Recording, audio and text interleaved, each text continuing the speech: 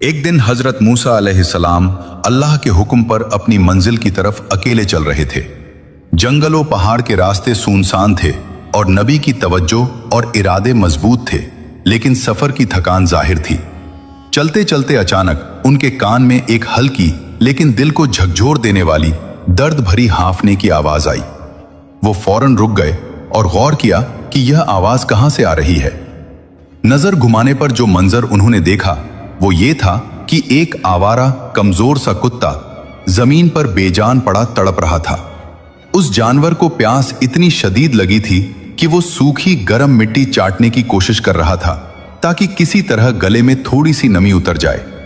प्यास के मारे उसकी आंखें अंदर धंस चुकी थीं और सांसें बेतहाशा चल रही थीं। हजरत मूसा अलैहिस्सलाम एक पल के लिए ठहर गए।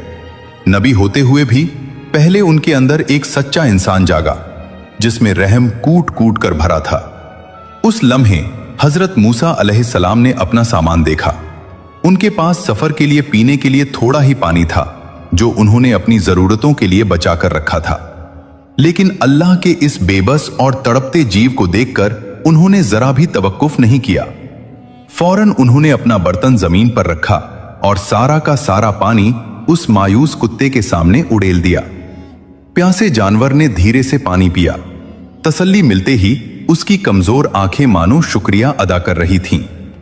जब पानी खत्म हुआ तो वो अपनी जुबान से उनके हाथ पांव चाटने लगा, जैसे कह रहा हो, रहम के पैगंबर शुक्रिया।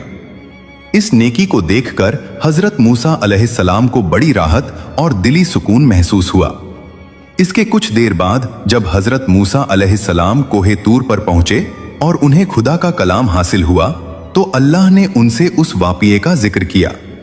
अल्लाह ने फरमाया, ऐ मेरे पैगंबर मूसा, तुम्हारी हर इबादत अपनी जगह पर कीमती है, मगर मेरी सबसे ज्यादा खुशी मुझे तुम्हारे उस छोटे से अमल में मिली जब तुमने एक प्यासे और बेसहारा जीव की जिंदगी बचाई, क्योंकि हमारा अर्श हमारे किसी भी मखलूक की तकलीफ से हिल उठता है।